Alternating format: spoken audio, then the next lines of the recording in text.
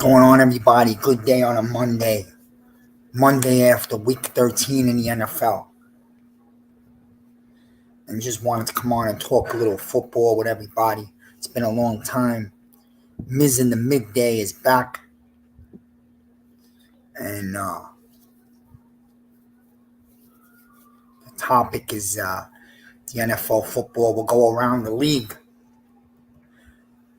What's going on, Billy? How you doing? I'll bring people on afterwards. A little Miz in the Midday, week 13 in the NFL, in a league where they pay for play. What's going on, Steve, David, my man? Yeah, I got sick of the Brazil game. That game was over a few minutes in. For those of you watching the World Cup, join the Miz. Let's talk football. What's going on, Zeke? The New York Giants played up till now probably the most important football game of the year. And they walk away with nothing. The Giants play a football game against the rival, the Redskins. To me, they're still the Redskins. I could give a damn what this country's got going on. And the New York Giants walk out of the game with a draw. And I'm sorry to say this as a Giant fan, but for the New York Football Giants, that draw yesterday is a loss. Okay? Because you're at home. Your slide has begun 2 weeks ago. Okay? The Giants lost 2 in a row coming in. This home game was circled as a must-win this year. You're going to play Washington in 2 weeks again. They're going to have a bye for the next 2 weeks, and they're going to get back their star defender, Chase Young. And you're going over there, and they just flexed that game in 2 weeks to the Sunday night game because the league recognizes that's going to be one of the biggest games of the year in football. That game in 2 weeks in Washington, D.C. will probably most likely prove to be the difference on which of these two teams is going to grab a playoff seed, either 6th or 7th in the NFC conference. And the Giants yesterday played a hard-nosed game, but at times in this game, they became very extremely conservative. The coaching staff continues to show that they don't have confidence in Daniel Jones to drop back and go win a game with his arm. They continue to use him as a running back, okay? This RPO, anyone who tells you that this is not true is a liar. They've simplified the offense for Jones. They roll him out. They fake the handoff to the running back. They let him run with the ball for a couple of yards. Or he hands it off. Or he fakes it and rolls out. By rolling out, you're cutting the football field in half. Yes, the Giants lack talent at wide receiver. We all know this. It's probably one of the worst wide receiving cores in the NFL. Right now, you're down to Hodgkins, who came in from Buffalo and actually has stepped his game up and playing well. And Slayton, who is having a good season, but continues to drop the biggest pass of the game yesterday in overtime. That one of the few times they allowed Daniel Jones to drop back and go for the win. He put a 45-yard dime in Slayton's hands, and Slayton dropped it as he hit the floor. He couldn't keep the ball in his hands. If Slayton catches that ball in overtime, we are well into field goal range. It would have been around the 30, 35. They would have had a first down. There was still about 6-7 minutes left in overtime, and the Giants were headed towards a game-winning field goal at ease. Instead, he dropped the ball. They took another shot downfield to nobody. They took a third shot downfield to nobody, wasted plays. The next drive in overtime, the Giants have the ball. It's 3rd and 2 at midfield. Okay? We're at midfield. Around the 49, 48. And on 3rd and 2, instead of dropping Jones back and let him put a ball in somebody's hands, complete the first down for 5 or 6 yards, and let's go for this win like you're supposed to when you're at home and you believe you're a playoff team. Instead, they purposely let the clock run out as he tried to bait the defense to jump off sides. It wasn't happening. Okay, this is the NFL, not high school. You line up and you put a ball in someone's hands straight down the field. You got a tight end that can catch balls real well, throw them a 5 yard and turn, first down. No. They try to bait the team to come off sides. Signs of a scared offense, playing scared. For the first time this year, I watched this coach Dabble play a game not to lose instead of going for a win against a big-time division team that's fighting you for the last seed in your own home building in front of your 90,000 hungry fans. You played scared. There's no way around it. You were fucking terrified, okay? You were scared. You didn't go for it. And what does he do? He tries to bait the defense to jump offside. He wastes the last 10 seconds with these fake hikes. They didn't jump. The clock ran out. He took a penalty, which means he played scared. He never intended on 3rd and 2 to try to go for the game. He wanted to punt and play for the tie. And that's a disgrace. And what I'm scared today is that moment right there in overtime. 2 different drives where we played for the tie and we had a chance at midfield to go for the win. You were 15 yards away from a game-winning field goal. You played for the tie. You played not to lose. And I believe this tie is going to come back to haunt the New York Football Giants at the end of the year. Because the reason why you had to go for this win and a tie is not a loss, but it hurts the Giants. It's more hurtful to the Giants than it is to Washington, because Washington gets to play us again at home in 2 weeks on a Sunday night in their home. That's the difference. And they're getting back Chase Young, one of the star defenders in this league, off the edge. He did not play yesterday. That tie was a W for Washington, whether the Giant fans want to admit it or not, and most of us know it, because we left the game in a tie feeling like we lost.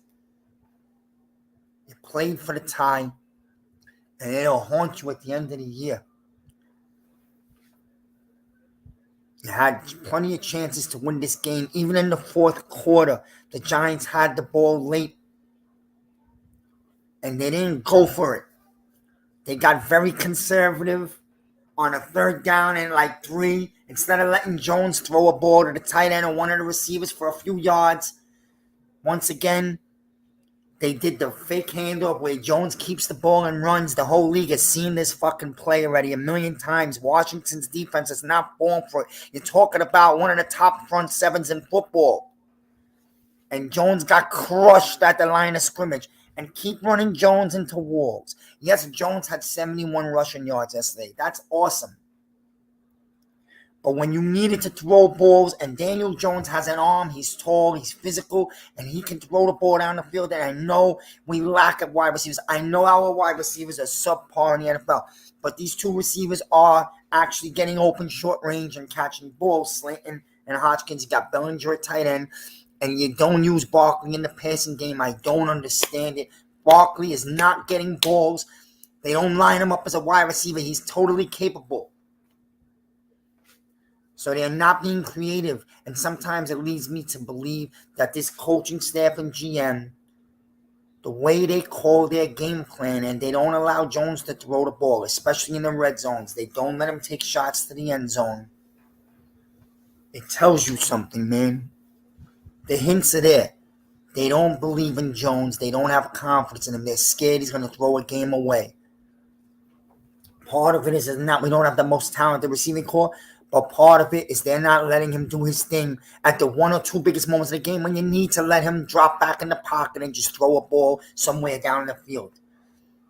They don't believe in him. And you have to start to wonder. The Giants are going into week 14. And there's nobody out there that can tell you that these guys have a definite answer whether Jones is the guy or Jones is not going to be here next year. We don't know. The contract is up, and there's nothing that is conclusive to tell you, oh, Daniel Jones has shown himself big time. We're going to give him a 4-year contract at $30 million a year. No, you're not giving him $30 million a year. We're 6 weeks away from that monster question. Are the Giants keeping Jones, or are they going to get a young new quarterback in the draft? And this GM did not draft Jones, so he's not married to him. And I think he took on him when he took the job as a promise to Mara. that the Giants haven't done the right thing by Jones. Let's give him one more year, one more chance. Well, here we are, 5 weeks from the end of the season, okay? And despite that the Giants are in a wild card race, we don't know if Jones is going to get a new contract or not. It is 50-50 right down the middle. And there's young, talented quarterbacks in this draft. And that makes this decision even harder. And the Giants are 7-4-1. And in August, if I told you the Giants would be 7-4-1, we all would jump on it and take it, because all we were looking for was a 7 or 8 win season, something that we could step up on growth on a road towards the future. That's right. But once you started out 7-2, and make no mistake about it, we stole the game against the Ravens. We grabbed an early week 1 win against the Titans when they probably weren't in midseason form yet. We took a game from Green Bay when they were still doing pretty damn well in London, but we took that because we played hard-nosed football in the fourth quarter. And the Giants jumped out to a 7-2 schedule, and expectations changed. And yes, some of those teams were cupcakes, and the Giants got the benefit of that. But they did win a couple of games against big teams. Maybe they got them at the right moment, but that's part of the NFL season. Then the injuries came. And the Giants, not strong enough as a starting team alone, could not afford injuries in key places, and that's what's happened. Kenny Golladay, nobody knows where he is. Kenny Golladay looked the same as a non-player yesterday with an injury, as if he was starting the whole game. He done nothing both ways. He won't be here next year, so we're going to deal with him for a few more weeks. But when you look at the Giants' schedule real quick, you got the Philadelphia Eagles next week. Okay, the Eagles are a monster. And you want to know something? We'll talk about this later, but the Eagles and the Cowboys are heading on a collision course for the NFC Championship. Both those teams are beasts. The 49ers are right there all around. They're a monster team, the 49ers, but they just took a crippling blow as they lost their second quarterback for the season. So Jimmy G's gone. Lance, the kid, is not eligible to play this year because of injury. They're on a rookie kid who looked great yesterday, but now when the league goes to the film and does homework, it's only going to get harder for him. And it's going to be hard for me to believe that a rookie's going to lead the Niners to the Super Bowl, especially with the way the Cowboys are playing all-around football. Their running game's a monster. Their defense is top 3 in the NFL.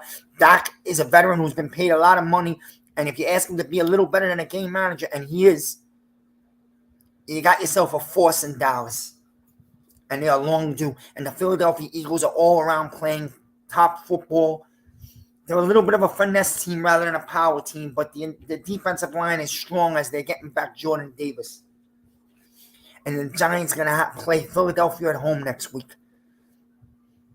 And that game's not going to be easy, to say the least bit. And then you got to go to Washington, and Washington has a bye, so they have 2 weeks off now. They are going to get rested and fresh, and they are already been on fire, right? They were 5-0-1 in their last 6 games. Ron Rivera has that team focused and fired up, and they're believers.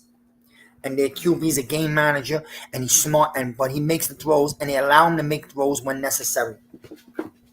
They have talent at the wide receiving core, a talented running back, and Washington's going to be a problem.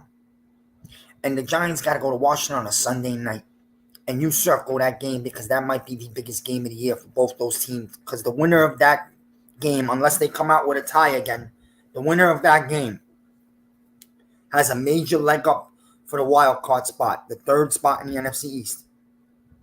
And at that point, there would only be, 3 games left after that? Then the Giants go to Minnesota on a holiday, Xmas. Okay? The Giants have no shot of winning in Minnesota. Don't listen to the passionate Giant fans who think with their heart. You better start using your brain. The Giants are staring down the pipe with 3 games that they probably can't handle. You're not winning in Minnesota. Maybe the Vikings defense is not elite, but their offense puts up 30 points every single game, and the Giants can barely find a way to 20. So they don't have to be that good. And the Giants defense is not going to lock Minnesota down in the dome in Minnesota on Christmas. in a dome where the Vikings can pass the ball all over the lot and not have to worry about any weather or elements. The Giants are not winning that game. And then you got the one game on the schedule that the Giants should have the upper hand in when they come back home in Week 17 to play the Colts. And the Colts will give you a dogfight, especially once again when you're a team that's not very strong at putting up points. But we should have McKinney back at safety. We should have Star or Dory Jackson back at corner by then. So you'll have a much healthier team. So the defense can do things in the cold weather at home.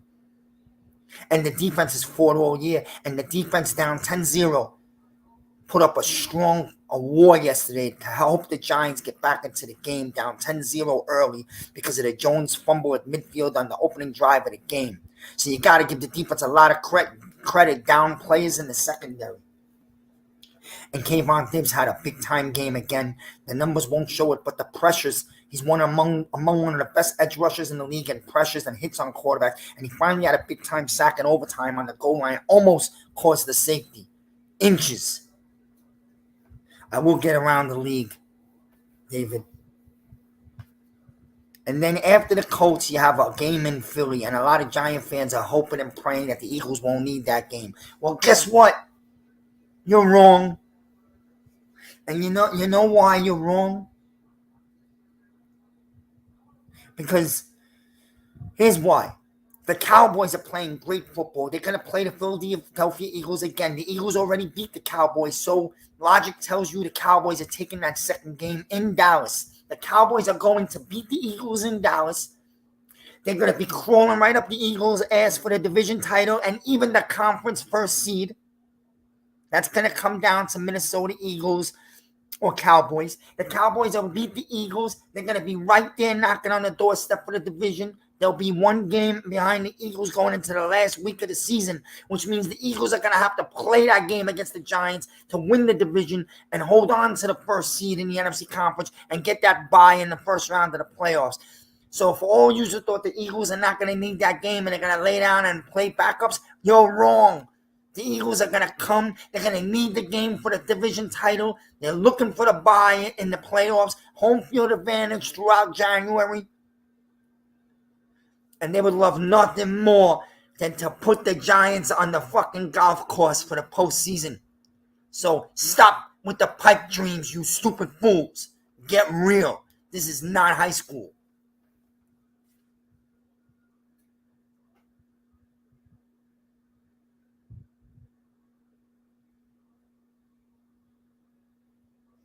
So the Giants are staring down a dark pipe. At 7-2, the Giants were headed places and fans were dreaming. But if you were real, you understood that was not what the season was supposed to be about. Of course, expectations changed when the Giants shocked the world and started out 7-2, 6-1. But you know what? You knew the second half, the brutal schedule was coming. And here it is. And the Giants have lost 2 in a row. And a tie yesterday. I'm sorry, but the facts are that tie helps Washington more than it helps the Giants. Now, the road to the playoffs for the Giants is simple, but it's going to be hell hard.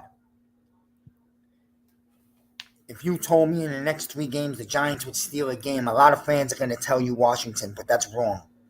Because we're going to Washington. We couldn't beat them in our house. So what would make me think we're going to beat a rested 2 weeks rested Washington team with all their healthy players back?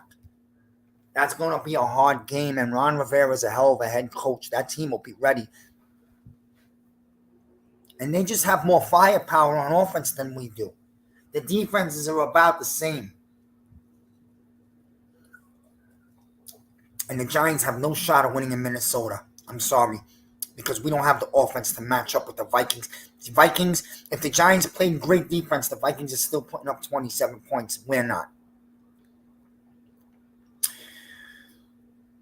And the New York Giants, believe it or not, if the Giants steal one of these next 3, I believe it will be next week against Philly at home. I know that sounds crazy. The Giants right now don't even look close to the Philadelphia Eagles. But in these division games, twisted things happen. Teams that are not supposed to win get inspired, like the Washington when they knocked off the Eagles a few weeks ago on a Monday night. Was it Monday night or Sunday night? Whatever, it was a night game. And the same thing could happen here. The Giants are home. They could stand up and have an inspirational, passionate game in front of their 90,000. And the Eagles can have a game where they fumble or throw an interception. Things happen. And the Giants D could pull the Eagles into an ugly dogfight. We did it last year. I know this is a different Eagles team. They're much more talented.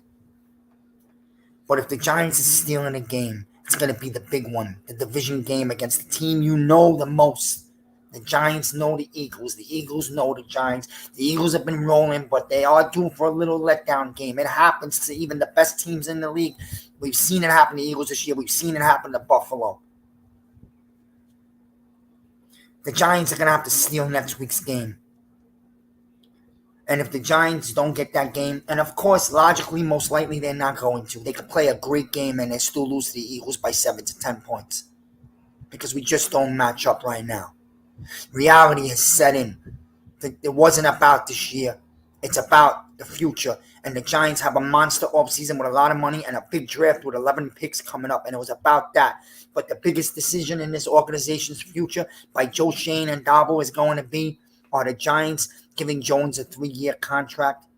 Or are the Giants going to make a move up in the draft for one of these young quarterbacks? And the quarterbacks I like, the kid from TCU looks like a beast. He's a man. He's mature. He's a lion. He's got all the tools and all the things, the personality that you like in a franchise quarterback. A guy that'll tell anyone on the team at any moment to shut the fuck up. It's my team. And if you ever talk back to me again, you're going to be right in the bench, buddy. That's what you need in a quarterback, okay? A man with balls. And TCU kid shows me that. What is it, Max? I got to do more study on him, but I love what I've seen out of him the last 2 games. He's got that line about him. And he's a good thrower of the football. He's had a good year for TCU. Another kid I like, a lot of people don't like so much, Will Levis from Kentucky.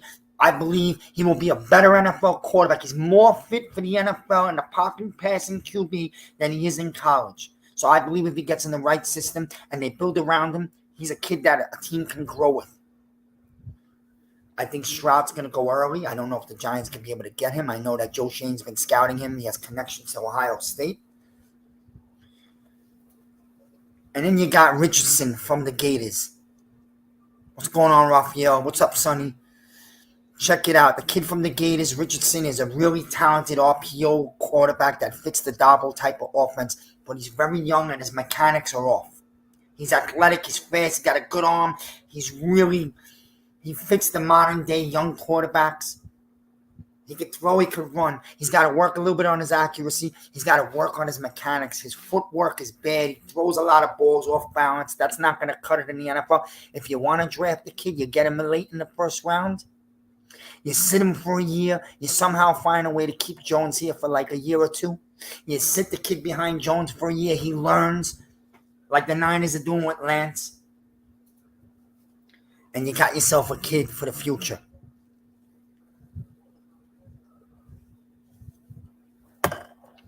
If I could get my hands on the TCU kid, the TCU quarterback looks every single bit the part of a real deal, big-time QB.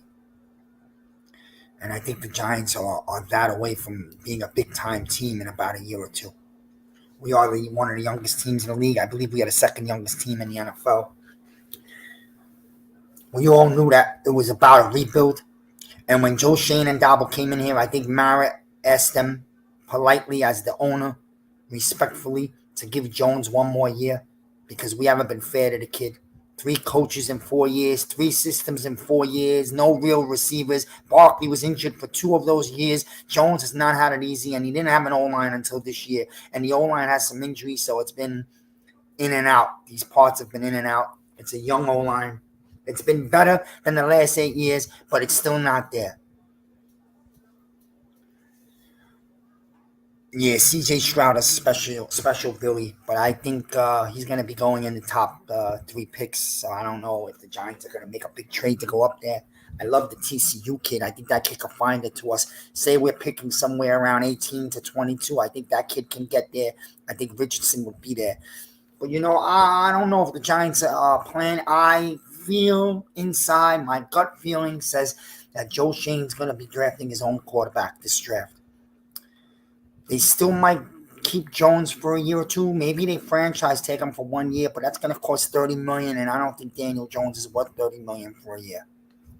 I'm not a hater of Jones like some of these fans that do anything. They even root to lose these games to get rid of Jones. I am not that. I want to win. I want to play a playoff game. But I'm a realist, and I have a feeling by the way they've produced this playbook, and they geared it towards helping Daniel Jones out, and they don't let him throw balls when it matters the most, especially in the red zone, and they've turned him into like this running back quarterback. It says a lot, man. It tells you they don't believe in him, and it leads me to believe that the Giants are, no matter what, drafting a quarterback this draft, and there's a bunch of talented young quarterbacks coming out. Give me a second here. Plug this in.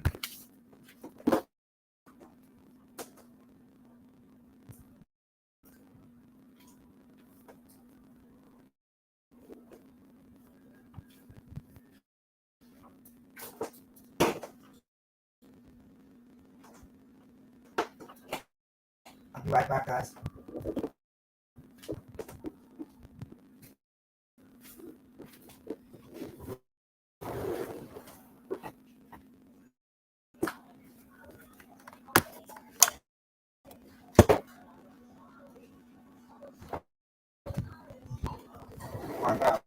I'll move this over here.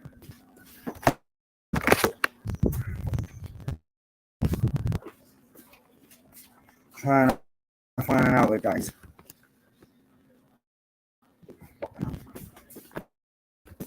That's pretty much the story for me. I wanted to go around the league.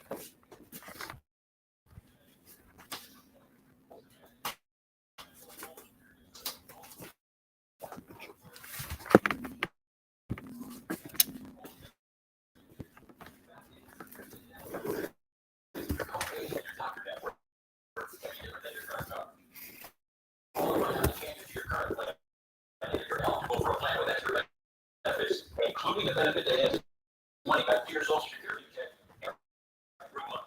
Yeah, for this month. Did you realize? Well, yeah.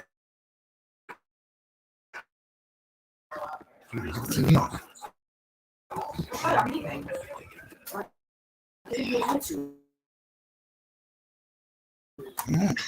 I'm on.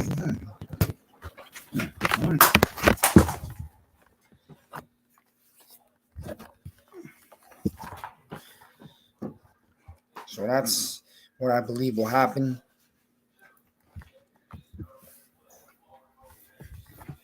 I want to go around the league for a minute. Trying to find a position there. Sorry, guys. The outlet went out over there.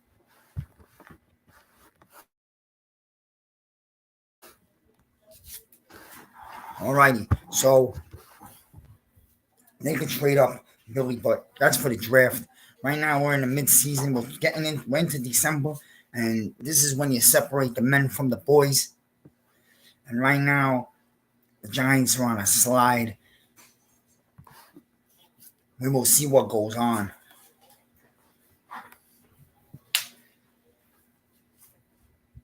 Go around the league. The Dallas Cowboys are looking strong in the NFC East. So I believe those two teams are on a collision course. You know, they're on a level of their own. The 49ers were up there, but again, like I said, the Niners suffered a blow yesterday, man. Losing Jimmy G is going to hurt them, man. You can't tell me a rookie quarterback steps in. He had a good game because they didn't prepare for him, but now that the league got to look at him, they're going to take away things. The Niners do have weapons, strong defense, but again, there's going to come a game in January to make the throws. I just don't see him taking them all the way the distance when you got Cowboys, Eagles, and Vikings. I've been telling people all year, Detroit's coming. They are coming strong now. They've won 5 out of 6. They look really good. They put up a lot of points. They're playing hard for that coach Campbell. So Campbell stamped himself for the future with Detroit. The Lions are 1 year away from being a really strong team. A lot of young talent. The Green Bay Packers have had a rough year, but I've been telling people for weeks, do not lay Rodgers in Green Bay. Do not think that it's over. Because if there's any team in this league that can make a 6-game winning streak and turn the season around and still sneak in the back door with the 7th seed, it's the Green Bay Packers. And they're starting to win. I believe they were down 16-3 yesterday, and they stormed back and took that game pretty handily, 28-19. The Packers are starting to come around. It's quiet. And sometimes I believe in little stupid things. And here's a stupid thing. Aaron Rodgers shaves his beard. Maybe that's a sign that he's being humbled by what's going on this year. And if he could be humbled and just come back to his team and be a teammate again and have some fun, the Packers can turn it on and become a dangerous team that nobody in the NFC would want to see in the first round. Because what we saw out of the first half of the season out of the Packers is not really the Green Bay Packers, and we all know that. They're still alive. They don't have a hard schedule the rest of the way. With Saquon Barkley, David, I got to think the Giants are going to find a way to keep him. But I believe he's going to get what he's not going to be too happy about. That's too bad because it's a business. He's going to get tagged. And the Giants offered him $14 million a year for 3 years during the bye a few weeks ago, and his agent turned it down. He's not getting a dollar more than $14 million a year from the Giants, especially when he's barely played the last 2 years. He's having a big year this year. People think that he's dancing and not hitting the hole again. You're wrong. Watch the games. The Giants' O-line is depleted in the interior. They were missing 3 starters, and they had to move people around. You have no talented receivers that scare anybody on the outside. So defenses are putting 8-9 in the box, and they're locking down on the run game, and they're saying, go ahead, beat us deep with your receivers because we know you can't. And they've taken away the run game. So they've been focused squarely on Barkley for the last 3 weeks, and it's gotten hard for him in the year. And we are not dealing with the same receivers that we had earlier in the year. Not that those were special either. You don't have anyone to scare you in the passing game, and they know the Giants want to run the ball. So they are locking down on the running game, and Barkley's going to find it rough the rest of the year.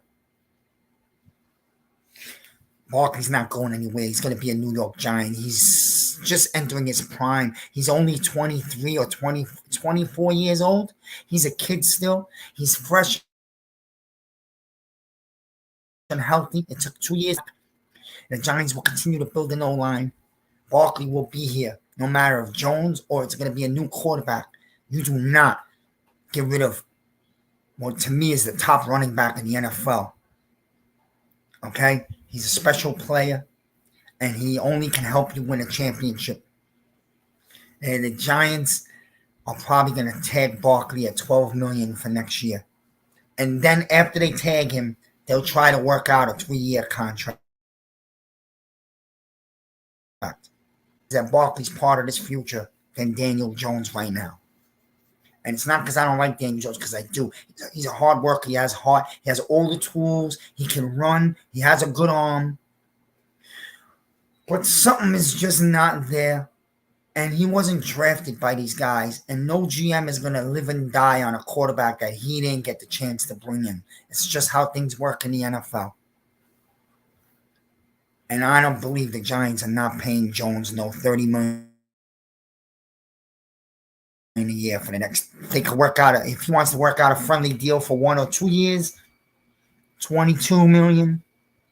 Maybe the Giants might do that. But there's probably teams in this league that are going to try to offer him some good money and bring him over. He is a pretty serviceable, good quarterback. And there are teams out there, a lot of them, that need quarterbacks. We'll see what happens. The next 5 weeks are going to be a telling story. But I don't see anything major changing. And honestly,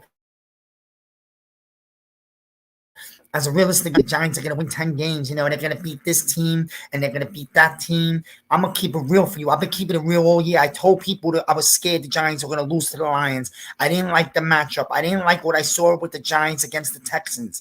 It all started in the Texans game out of the bye. The Giants didn't look right. They barely got past that team, and that's because the Texans are a piss-poor team. Okay? The Lions came in and whooped our goddamn ass. There's no way around it. Some of these fans will tell you, oh, we didn't get that call. Oh, we could have made one more play. We could have beat the shit out of us. Okay? And it was an eye-opener for the realistic fans. What's up, Big Blue in the Bronx? Here's one of the guys. He's realistic. He understands what's going on. Okay?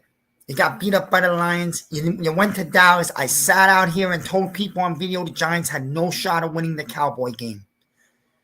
And people are like, oh, Miz, don't be negative. Come on, we could beat Dallas, man. We're going to beat them. We should have beat them the first time. Motherfuckers, what happened last year and the year before has nothing to do with right now. The Giants are not.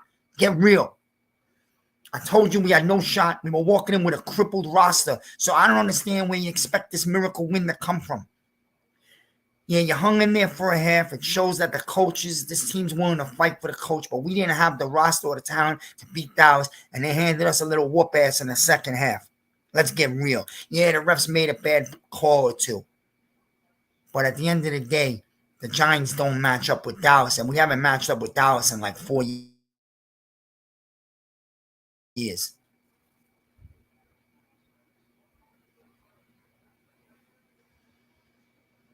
I tell you right now, you came out of a tie yesterday. You want to be the guy that sugarcoats things and be positive, go ahead. I look at things real. Why that tie was a loss for the Giants. One reason only. Look at the schedule ahead. Eagles at Washington, and you got to think when you're going to Washington, they're going to have the Dakota on Christmas in their dome with their passing game, and the Giants can't ever get past 20 points a game. How are you beating the Vikings, who average about 27, 30 points a game? Let's get real now. The Giants are staring at 3 straight losses before they get a home game in Week 17 against the Colts. A game the Giants better fucking win. If you don't win that game, the season ended that day. But I'm going to tell you, yesterday hurt the Giants bad. Now the Giants are still sitting in the 6th seed. They beat us this year. Who beat us this year? So Seattle has a tiebreaker on us. So do the Lions. And the Lions are crawling right up our backside. So those are 2 major tiebreakers. The Giants are going to have to find 2 wins in the next 5. If the Giants find 2 wins in the next 5, they'll get in because of that tie. They'll have a half a game less of a loss than the other teams. Where are the Giants finding 2 wins in the next 5? No. The Giants will beat the Colts. They should. But where are the Giants finding another win? At home against the Eagles next week? Are we going to stun the country? We've done it before. Many years, many times we've done it. And that's why I say if the Giants are stealing a game in the next 3, people think it's the Washington game. But to me, it's the Philadelphia Eagle game next week. That's the game the Giants got to make up for the loss to the Lions and the tie yesterday. You're going to have to go out and beat a big-time opponent. Go stun the Eagles next week. Maybe they're sleeping. Maybe they're looking ahead to the Dallas. Because I don't think we're winning in Washington on Sunday night in 2 weeks when Washington has 2 weeks off a bye. Fresh, healthy, and rested. And we're going to be beat up and tired. And then you go to Minnesota on Christmas in their dome where we do not have the offense whatsoever at all, just like when we went to Dallas, to match up with that Minnesota offense, who's going to be fighting for a first seed in the NFC. So they are going to bring it. What with Minnesota yesterday? Yeah, they came back and gave a good game, but you can't show up as the Jets and play 2 quarters out of 4 and expect to win a game. Where were you the first 2 quarters of the game? You were sleepwalking, and you're not good enough to play a half and win a football game, and neither are we. So you're staring down the pipe at 3 really extremely hard games. The Giants are up against it. And then you got the Colts at home and a Philadelphia Eagles. I love to punch us in the mouth and kick us out of the playoff picture. And the Eagles, I swear to you, will be needing that game the last week of the season after the Cowboys beat them in the next few weeks, because they are going to be fighting Dallas for the division title in the last week of the season and fighting for home playoffs throughout with a bye in the first week of the playoffs. And if you think that don't mean anything to the Eagles, that means the world. Because the Eagles would like to play at home or go to San Fran or go to Minnesota. And right now the Eagles are in the driver's seat and they're going to maintain that. And I'm telling you right now, the Cowboys are going to beat the Eagles in Dallas when they play them in a few weeks, okay? So that's going to put Dallas a half a game, one game behind the Eagles. The Eagles are going to need to win out. They're not laying down anybody for the Giants last game of the year in Philly. They're going to bring it 100%. Odell Beckham, David, is not ready to play football. He's probably may get today. They're the only dumb enough organization, and it's a very desperate owner, Jerry Jones. He's foaming at the mouth to try to win a Super Bowl. He's getting very old, and it's been 28 years. So they may sign Odell. Odell admitted he wanted to be a Giant more than anything. He was dying to be a Giant, and he stayed here with the Giants for 2 days. They took him out for dinner. He met with the owner. He met with the GM. He met with the coach. He hung out with the players. He's best friends with Barkley and Shepard. But Joe Schoen put it straight out to him. I'm ready to play football this year. And if you're smart, you sit out these last 5 weeks. You continue to rehab. You make your knee really strong. You don't risk another injury because he's one little slight injury at the knee away from career over. The Giants wanted him. He wanted the Giants. He's dying to finish his career where he started and make things right. But the GM's not stupid. Can't pay you. Can't risk your knee. You're not ready to play this December and January. Can't sign you to play for 1 or 2 games. Take the season off, and the Giants, I think, are willing to sign him next year. The fact that Odell won't get on the field and run routes and sprint a few routes to show them that their knee is okay, he's not willing to do that for the Giants, Dallas, or Buffalo. That's because the agent told him don't do it because his knee's not ready. He's trying to hustle a team out of a few $1 million. Come back to us in the off season. We'll talk. But if you want to go to Dallas and sign and grab the money for your pocket, and you want to play the last 2 games of the season for them and hope that your knee doesn't buckle, go ahead. The Giants are not making a Super Bowl run this year. We ain't desperate enough to fall for it. And we're not risking any dollars from next year. We will have around the 100 million mark. And we have a bunch of players that we're going to re-sign and go out after a few others. And I'm hearing Edmonds, veteran linebacker from Buffalo, who Joe Schoen brought to Buffalo, is a free agent. But the Giants got big-time free agents. They got Dexter Lawrence, who's ranked the 2nd best defensive tackle in the NFL right now. He's only 24 years old. He's a beast. Okay? They're going to re-sign Andrew Thomas, the number 1 ranked tackle in the NFL right now. He's a stud and he's young. And you're going to figure out what you do with Barkley and Jones. Okay? You also have young stud safety Xavier McKinney, who I expect might be back next week for the Eagles. And if not, he will surely. And if you can survive and find a win somewhere, you get back McKinney and Adoree Jackson in your secondary, 2 big-time starters. And then the Giants are starting to cook later in this season. But the Giants are going to have to find a way to scrap out an ugly dirtbag win. Some low-scoring 13-10 win. I don't know how they're going to find it against the Eagles or Washington. You're going to have to find one of those wins because I don't see us matching up with Minnesota. If you're going to rob a game, it's usually going to come. The Cowboys are strong. The Eagles are strong. These are 2 teams that can definitely make a run into the NFC title game. No doubt about it. The 49ers are a powerhouse, but they just lost the head the snake. They'll survive through the regular season. They'll still get to 11 wins and win their division. But it's going to be a problem when they come up against one of these teams in the playoffs, like the Eagles, Dallas, Minnesota. And we'll see who sneaks in the back door. You know, don't sleep on. Are you getting me? Don't sleep on Tampa either. They'll go get a big win tonight. And if you put a healthy front seven on Tampa's defense going into the playoffs, they're dangerous. They're going to win their division with 8 wins. It's pathetic, but that's what they're going to win the division with. So their division's basically theirs because they're in a garbage division full of cupcakes with the Saints, Atlanta, and Carolina. Garbage.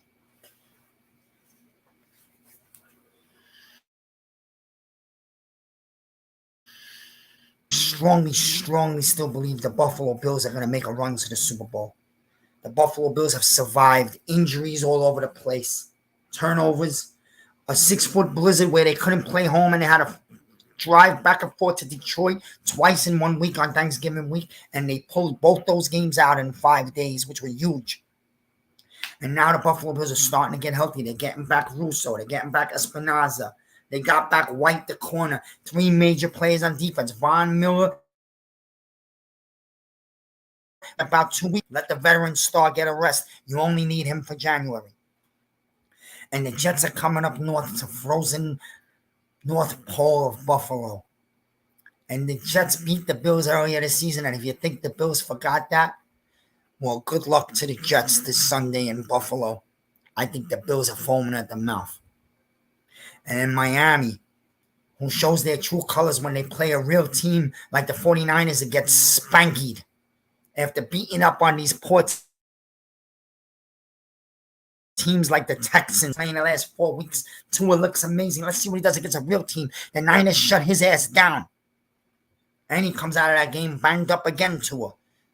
And the Miami Dolphins got some real teams to play these next few weeks. No more garbage cupcakes.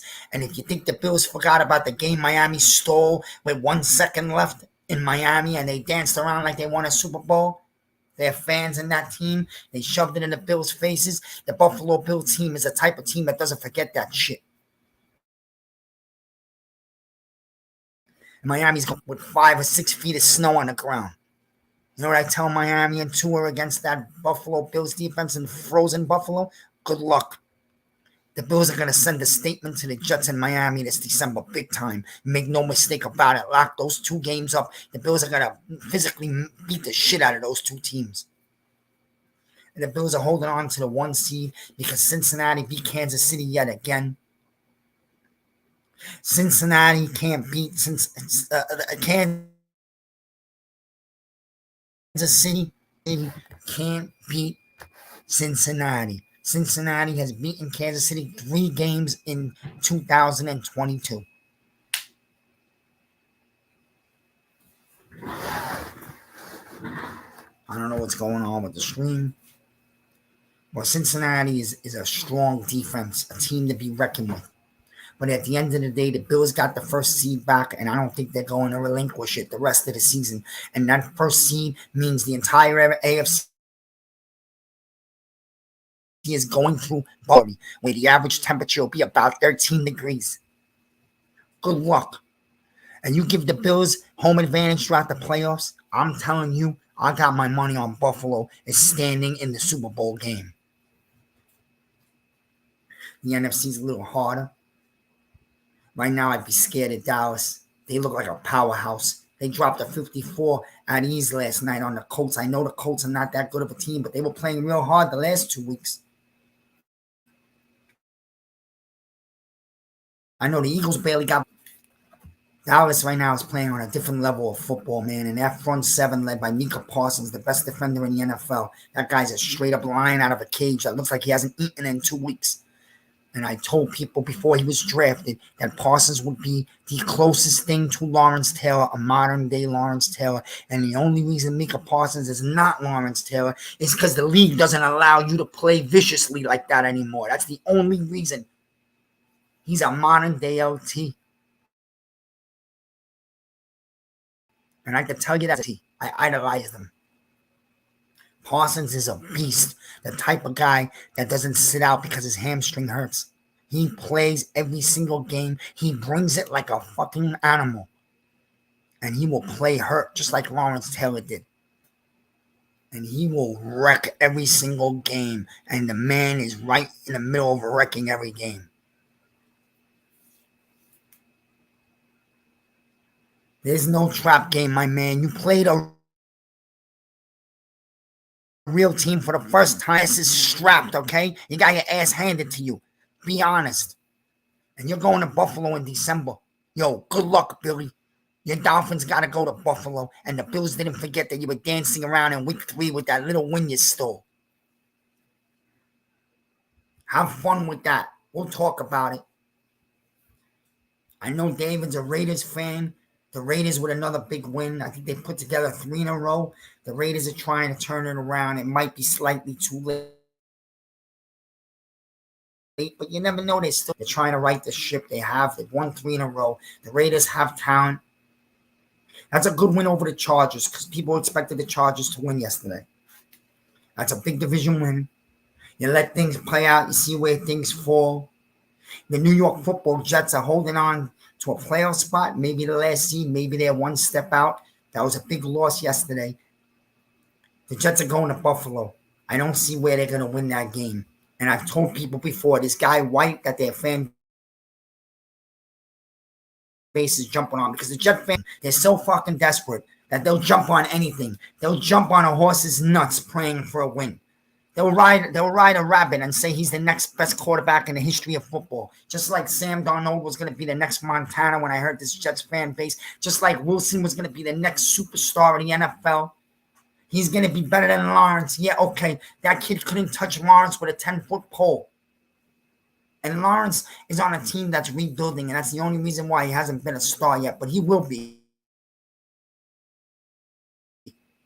Jacksonville has some stability right now. They know what they're doing. They're rebuilding a young team. And the Jets throw Wilson on the bench. They poo-poo him. They destroy a young kid's confidence who they drafted 2nd overall. How many QBs are going to fucking draft? In 6 years, you drafted like 3 QBs. Come on already. Stick with one for 4 or 5 years, would you? Let the kid grow. It wasn't about the Super Bowl this year for the Jets. So you brought this kid Wyatt in. He won you a game. The whole fan base went nuts. This guy's the savior. He's the Chicago Bears, you fucking losers. The worst defense in football. Come on now, man. There's no stability at quarterback for the Jets. There never was. They do this all the time. Every 2-3 years, they drop a kid. They give up on him, and they go look for another one. This kid White is a bona fide NFL backup, nothing more. He'll give you a good game against a bad team, but he'll go to Buffalo this weekend. He's going to get abused. You watch. The Jets will hardly score points up in Buffalo. And they're going to start crying for Wilson again. Wilson is a good young quarterback. He has a lot of talent. You can't destroy his confidence by letting him ride the bench the rest of the year. After the Buffalo game, after you lose in Buffalo, you need to put Wilson back in. You got to tell yourself it's not about this year. We weren't going to the Super Bowl. I know you're desperate to have a playoff game because you're the longest tenure in the NFL without a playoff game, 12 years. I don't care. Put Wilson back in. Let the kid grow. You reset. You let him think about the things he said wrong. He's a little immature. He's been babied his whole life. He's been spoon-fed. You're now in New York City. You're not in Utah. That's fine. He's learning the hard way, how to deal with the media, how to accept losing is on the quarterback, and you got to take it on yourself. You can't blame the wind. Okay? Not in New York City. But he's a kid and he's going to learn, and the coaching staff should be teaching him how to talk to media and how to deal with losing and be the leader of the team, and the coaching staff ain't doing that. So I got to put some of that on. You put the kid back in, not this week in Buffalo because he'll get crushed, but you put him back against the Detroit Lions in 2 weeks because you don't want to destroy this kid's self-esteem. He is the future of the Jets. And if he's not, what are you going to do? You're going to draft another fucking quarterback, your 3rd one in 5 years? Are we serious? Nothing changes with the Jets. And I know Coach Sal is worried that if the Jets miss the playoffs, the media in New York City and the fan base is going to crush them because the Jets them out. They're so desperate for a playoff game. It's been 13 years at the end of this year. But you can't be manipulated by the media and the fan base. You can't make decisions based on the pressure of the New York media. You got to put Wilson back in there after the Bills game because they're losing the Bills game no matter what. You got to put Wilson back in there because you cannot destroy this kid's future. That's your future quarterback. And if that means not making it, it's not about this year. The Jets aren't going anywhere. They may make a playoffs, but they're not going to win a game. I already spoke about the Giants, almighty. The Giants dropped the ball yesterday. Don't fool yourself by listening to any of these idiots on YouTube. The Giants, the tie hurts the Giants. It helps Washington, 60-40. The Giants drew a draw yesterday when they could have won the game 5 different ways. They played for the draw for the first time this year. He was scared to lose and he was happy to pull a draw, and that's not going to help us in the next 3 weeks. You're staring down the pipe of a very dark scene. Eagles at Washington on Sunday night, and in Minnesota, where the Giants cannot compete with the Vikings because we don't have the offense to score more than 20 when the Vikings average 27 to 30 a game easily. So whether you like to admit it or not, the Giants are in trouble. And the Giants got to find 2 wins to get into the playoffs. And you tell me where the Giants are finding 2 wins. The Giants may have a win week 17 at home against the Colts, I hope. But other than that, Eagles at Washington, who just tied us in our home. So you can't tell me you're going in there with confidence. They're going to be off for 2 weeks rest, a bye, getting back Chase Young and a healthy, fresh, young, very healthy, rested team. The Giants are going to be dead tired after the Eagle game because we're going to have to put our lives on the line. The Giants, Washington at Minnesota. The one game I feel the Giants can steal if there is a game to be stolen, and it's going to take all our guts, heart, sweat, and that's the Eagle game at home next week if there's a game to be stolen. Because I don't see us winning in Washington. I don't care what the fan base says. Oh, we own Washington. We always beat them. Daniel Jones is 4-1-1 against them. None of that shit in the past matters. Right now, Washington's 5-0-1 the last 6 weeks. They're at home. They got a veteran head coach. They're getting back a young Chase Young. Their defense is healthy. And Wilton, because it's in their house, not ours. Okay, and the winner of that Giant Washington game is probably going to get the last seed in the NFC in the playoffs. Then you got the Eagles. Then you go to Minnesota on Christmas. Good luck with that. You play the Vikings passing attack in a dome with no weather. That doesn't help us. Hopefully we get McKinney and Adoree back. But again, we're not aggressive enough on offense. The coach played for a tie. It was the most conservative game I've ever seen yesterday. Tells me that they don't have confidence in Daniel Jones. And when Jones throws and puts a dime in Slayton's hands in overtime to go win the game, he drops the 45-yard pass right in his palms. Okay? We have no talent at wide receivers. And teams are locking down in the box on Barkley because they're not afraid because we have no passing threat at all. Our biggest passing threat is Bellinger. He's not going to do damage down the field. They don't even. And after Minnesota, you got the Colts at home, and then you go to Philly. And a lot of Giant fans have this false belief that Philly won't need that game. They'll have the first seed locked, and they're going to rest their players. Wrong. Go learn football. Dallas is going to beat the Eagles in December. They're going to be riding the Eagles' butt a half a game behind them, which is going to force the Eagles to have to play the last game to get that home advantage throughout the playoffs and win the NFC East title. Or if not, they're going to lose it to Dallas. Powerhouse right now. So the Eagles are going to play the Giants like it's a playoff game, and they're going to want to kick our ass. And the added incentive is to knock the Giants out of the playoffs. Believe me, the Eagles would love to do that. So we're going to get a full-blown Eagles team. You're not getting no B team. So the Giants got to find 2 wins in the next 5. It ain't going to be easy. And that's why I think next week is the game to steal. I'm not saying we're going to. But if there's a game to steal, it's next week. It's either next week or the game in Washington. It'll be much more difficult than people think. What do you think? Only the Giants want to win and make the playoffs? No. Washington wants the same thing. And right now, they're playing much better football than we are.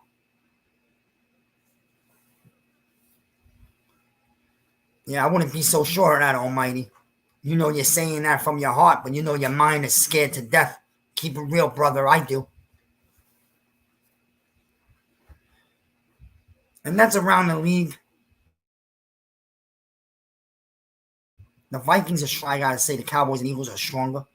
The Cowboys and Eagles might be headed on a collision course for the NFC title game. I can't lie, I hate those 2 teams, but they are playing top-level football. All right? You look at the points Dallas has put up the last few weeks. Ridiculous. 41, 54. If you have some questions, bring them on. I'd like to answer them. The show thought it was going to be a circus. It really wasn't a circus, yo. I got to give credit to the Texans organization and their officers and their police force around Houston. They kept the calm outside. It wasn't a shit show. There weren't many protesters. They kept it out the building. Watson played a decent, good game. Got the Browns a big win. The Browns aren't out of it. They've won, 2 in a row or 3 out of 4. We know the Browns are a talented team and they lack their quarterback. Now they got Watson in at quarterback. You got to remember he hasn't played.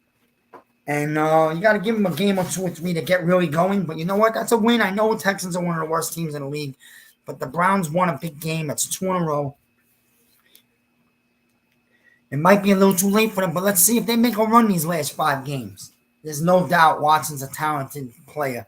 I really don't care what he's done in the past with women. Let's not make it sound like man is obsessed with women is something new. It's not.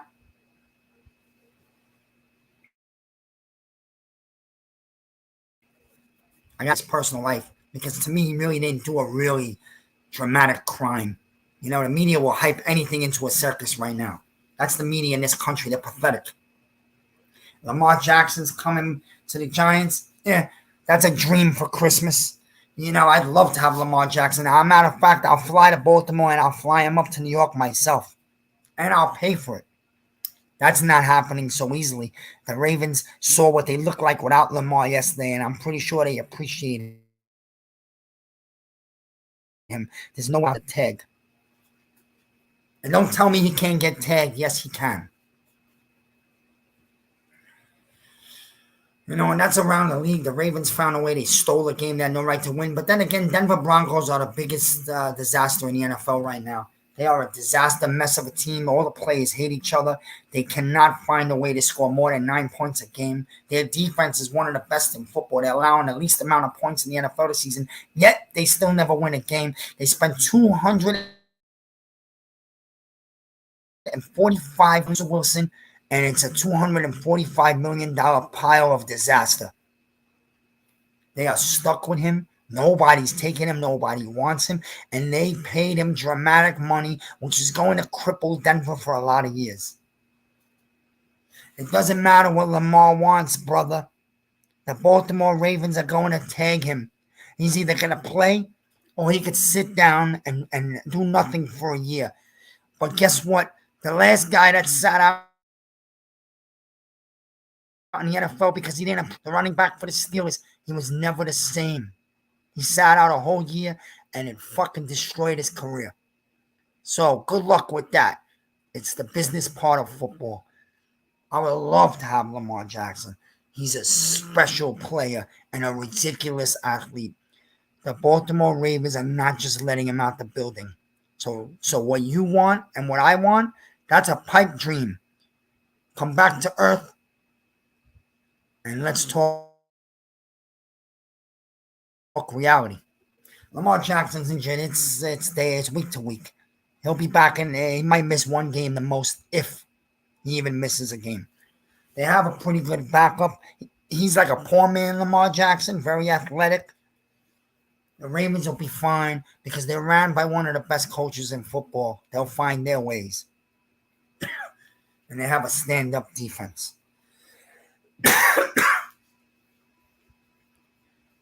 Cincinnati is extremely strong. Once again, they're flying. I think now the league took notice yesterday. They actually beat up Kansas City. The score doesn't even show how they kind of dominated that game. And Kansas City will still win that division. Obviously, they'll bounce back this week. The Miami Dolphins have to show me something. They beat up on the bad teams in the league. They are a good, talented team with two really ridiculous wide receivers. Tua is playing great. But when you come up against a real formidable opponent, they got to beat down. And I'm not sure who they play the teams in the league again. They got to come up against Buffalo and Buffalo. They still got to play a game against the Jets. So they got some real games coming up. We're going to find out if Miami's for real or not.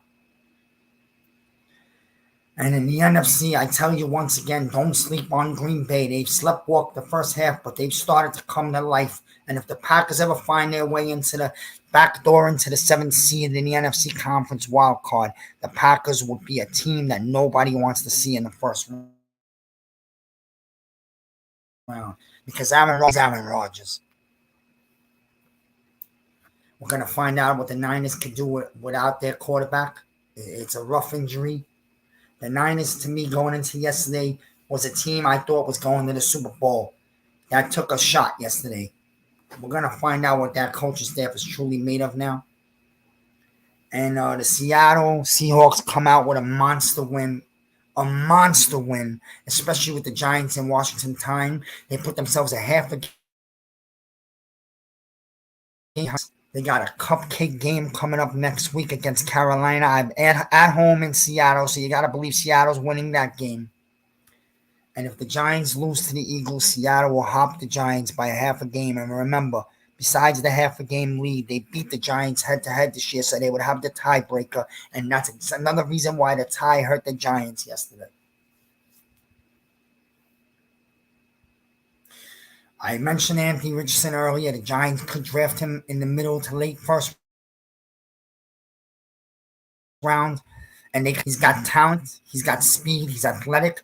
His mechanics are terrible. He never steps back and steps into a throw. He never has a balanced feet. And he likes to throw a lot of balls off his back foot. And in the NFL, that'll get you kicked out the league real fast. So you draft him. You sit him for a year. If you can keep Jones for a year. If not, you got Taylor. Maybe Taylor plays next year. If you drafted a Richardson, you let him learn for half a year to a year. You work on his mechanics. I love the kid from TCU, Max. That's a lion beast of a quarterback. He's a man. He's a leader. He takes no shit. He's a big physical quarterback, and that's exactly what the Giants need. Or if you feel Daniel Jones would be better if we went out and got big-time receivers, then the Giants will draft 2 receivers in the top 4 rounds, and we'll roll with Daniel Jones again. But right now, it's 50-50. I don't have an idea what Joe Schoen is thinking.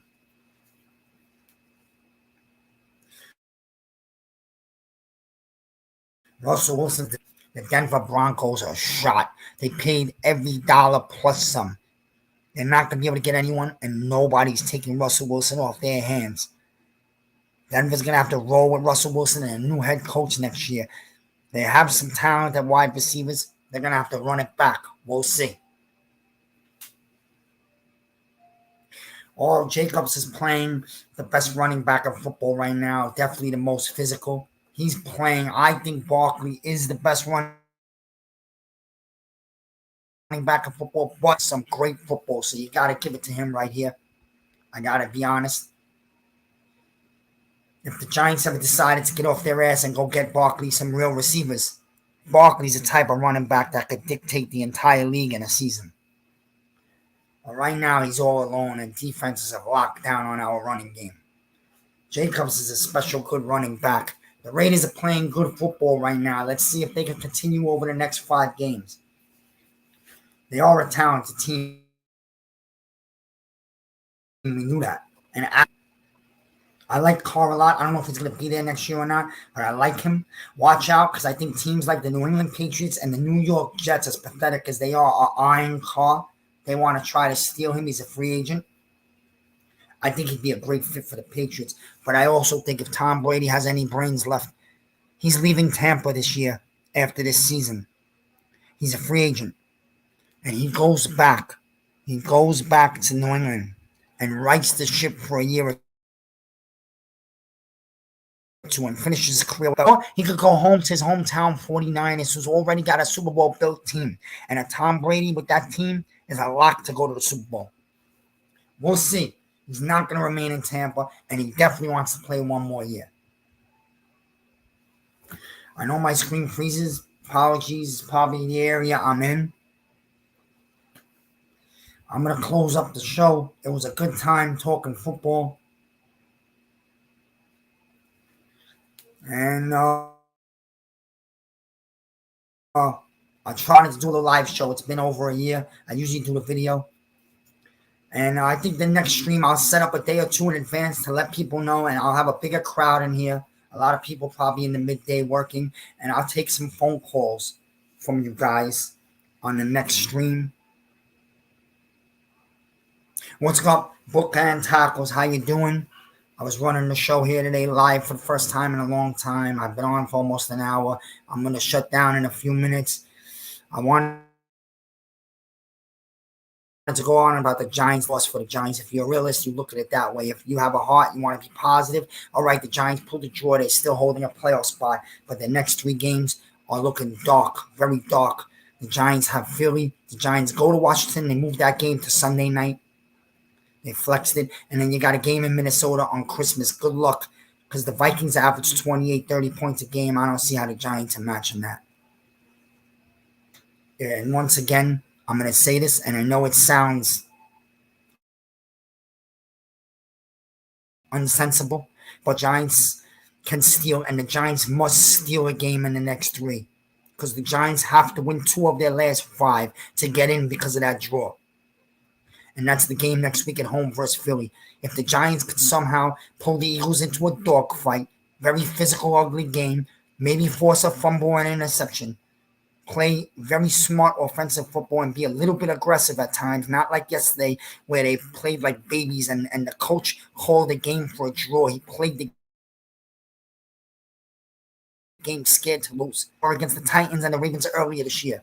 And the Giants come out and play an A game and force the Eagles into 2 turnovers. The Giants can steal this game next week, and they would be on a very good road again. The game in Washington is going to be extremely hard. Don't think Washington's not going to bring it off a 2-week rest, and I don't give us a shot in Minnesota with that offense the Vikings have. A meaningful game for Minnesota as they fight for the 1st or 2nd seed in the conference on Christmas. All right? In a dome where there's no weather to help us. The Eagles are a Super Bowl contender, David.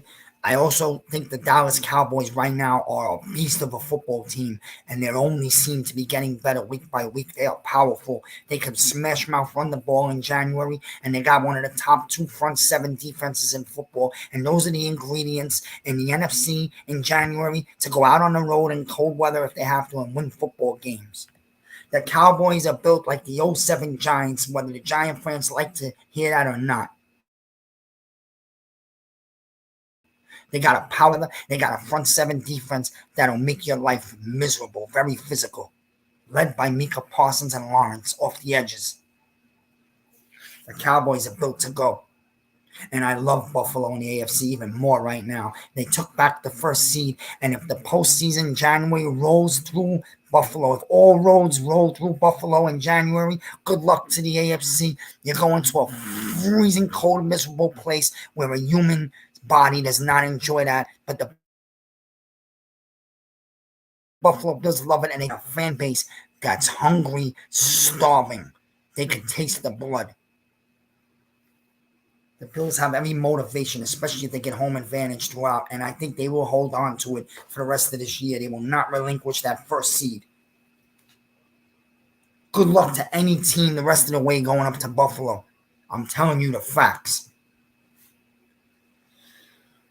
Yeah, it's been a real good show. Thank you. I appreciate everybody for coming in. I appreciate the support. Please hit thumbs. Do this stream once a week on a Monday or Tuesday after. I know Jeff has his live stream on Fridays as we talk and prepare for the games. I'd like to be the guy that follows up on Monday, plays Monday quarterback, and talk about the games and what happened. The Bills are due for a Super Bowl, David, right? We both know that. The Buffalo Bills are ready to go, and what's scary is they're starting to get healthy. They survived the injuries and the rough stretch and the blizzard where they couldn't play at home for 2 weeks. They survived all that. They won these games. They chipped away there and getting healthy again. They grabbed the first seed thanks to the Cincinnati beating Kansas City yesterday. And I don't think the Bills are going to relinquish that first seed, which means they're going to get a bye in the first round, and they're going to play the next two playoff games that lead you to the Super Bowl at home in frozen compounds of Buffalo with that sick fan base.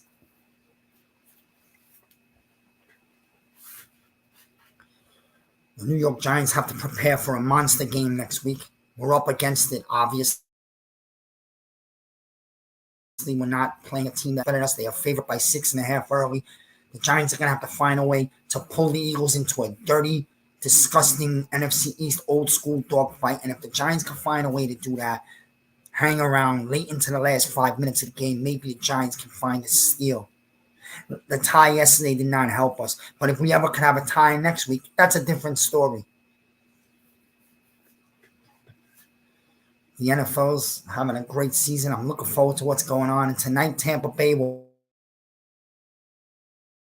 host the Saints game. They're favored by 3. The Saints usually give them trouble. But I just think Brady and Tampa Bay, they're starting to get pieces back. They've been finding wins lately. Give me Tampa Bay at home tonight. They will put a leg on the division's neck tonight. Tampa Bay Bucks win. And they should win this game by more than 3. This was Miz in the Midday. Thank you for joining me. Hit the thumbs up. I appreciate the support. Next week I will have a stream. I will take phone calls to let you guys speak your talk your talk on the Miz on the Midday. I'll give you a call, Steve. Appreciate everybody. Enjoy the game tonight and enjoy the rest of the World Cup. It's been a good one. Peace. I'm out.